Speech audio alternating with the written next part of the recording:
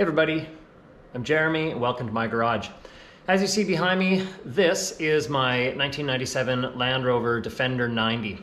I've released a whole bunch of videos. If you haven't seen the other ones, go back and take a look of how I've restored this truck from when I brought it over from Italy over here to Canada, from essentially a worn out work truck to what it is right now, and it's my daily driver. Today, I'll give you a quick walk around of the truck. I'm going to be opening up one of the doors to make an adjustment to my door handle. And while I'm in there, I want to show you how I installed automatic door locking actuators into the doors. What I ended up doing is having one of the local auto security shops install an alarm. And I already had put the actuators in the doors. And so now I have keyless entry on it because of course in 97 that was not an option that was available, but is sure handy rather than having to use the keys every time I approach the truck. So let's take a look. So what you can see here is my Defender. I put the sawtooth wheels on it, widened the stance with some spacers. I know everyone's going to ask me what size these wheels are. They're 8x18s of the sawtooth. Can't really see at the front here, but KBX grill and black checker plate, Mantech snorkel. I've got the Rhino rack and an LED light bar below it. And went to a separate wheel carrier mount. In the back here, I converted the side-facing seats into a pair of forward-facing seats. These are not the Stow and Go ones by Exmoor. These are actually Land Rover seats that came out of a late model Defender, and I had to reprofile the wheel arch. Take a look, I have a whole video just on doing that. I've also got a video on the sound system. You can see it's kind of dark in here. Let me turn some light on, and that doesn't really help, but Rockford Fosgate subwoofer and speakers in and around here. Anyhow, take a look at the other videos. I'll go over the whole process that I went through. But today, I want to look at the doors here. So I'm going to pull these doors off and we're going to take a look at the door actuator.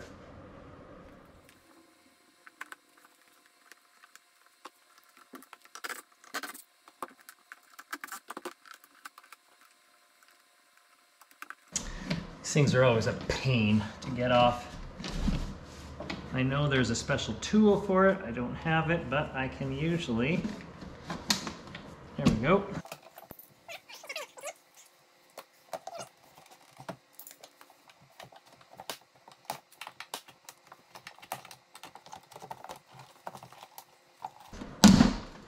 There we are. All right. Now, as you can see, there's a little bit of water on the inside of this, which lets me know that this plastic vapor barrier is doing its job.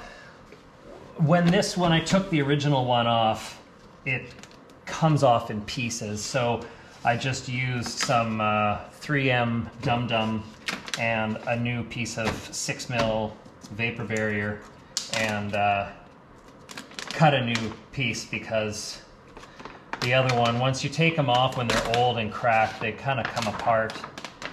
But this one's holding up because I only put this one in a few months ago. So take this off.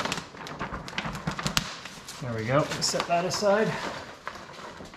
Let's take a closer look. So I'll show you the mechanism that I put in. So this is the actuator right here, the door lock actuator. These are a standard. You can get them on Amazon or eBay. I got these ones at my local shop, my local car audio shop. They're about 20 bucks a piece. So that's Canadian dollars, so maybe about 10 British pounds, or would it work out to about 15 bucks American. You can get them cheaper on eBay. They're a bit more money when you buy them from the local shop, but they're a great support, so I don't mind supporting them. I used this piece that comes with it, this little kind of retaining bar, and I had to make some holes here, as you can see, and up here as well into the normal support. But there's really not a lot of depth to deal with here, because when I'll put the the window down, see this come down, like it just clears. Like there is very, very little clearance in there, but it does clear. So that's all that matters. The actuator, I don't know if you can really see up here, it's a bit of a plunger. And when activated, it just works like a plunger. Let me see if I can close the door mechanism to make it work. There we go. So once it's activated, actually I'll grab the keys and I'll show you. Okay, so I've got my remote control here, and I've got the lock button on it, and you can take a look here.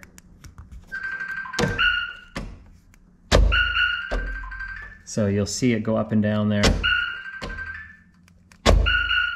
So pretty simple, nothing complicated there. So off the top of the actuator is a bar that ties in right here with these 3 set screws. Go in nice and close, zoom it in. So one of them holds the bar that goes down to the actuator. This one here, of course, clamps onto the actual stock mechanism. And I tried to put this in a few different ways. I tried playing with it. I tried to see if I could mount this a little higher to the piece. I don't have the clearance in there. This is pretty much the only place maybe if you figured out a different place, you can tell me in the comments below. But I had to profile this to meet the door card's shape. But it works like a charm. I'm really happy with the way it went in. I chased the cord, two wires that come off. I put a clip in there and then ran it along the bottom. I have it attached with these zap straps to keep it in place. Runs up here and then through the door, around the window track, and then the audio shop actually zap strapped this stuff onto these. It doesn't seem to be getting in the way, so it's not the way I had it before. I just had it loomed and it just was a little bit of slack, and it worked fine. But when the audio shop put in the alarm, this is the way they did it, and they chased the wire up behind the trim here into behind the fuse box, and then up to where the brain of the alarm is, in behind the dash. But all in all, it works, and I'm happy with it. So there you have it. Hope this was helpful. When I had this off, one of the reasons I had to take this door off was because my inner door handle was not moving that smoothly, and I was fearing that maybe there was some interference with the new lock, but it wasn't. So just a bit of a tip for maintenance. All it was lubrication. So down in here, when I move the, let me just see here, can you see that? That's the motion from the inside door handle. It was really dried out there, and because we get a lot of rain here, I'm in Western Canada, so we get less of an issue with snow and more of an issue with rain. There is always water, especially through the winter, inside the doors. Same as other parts of the world, like England. So keep that lubricated. What I usually use on those things is I use this, this is a corrosion and rust protection. It's actually a film. It's a lubricant film. So it's not an oil that's just going to evaporate. It lasts a lot longer. So on any of those movement pieces, I spray a shot of that, and it seems to do the trick. The door handle now moving like it's just gliding along there, just like it should. Anyway, so there you have it. Any other questions, feel free to give me a message in the comments below.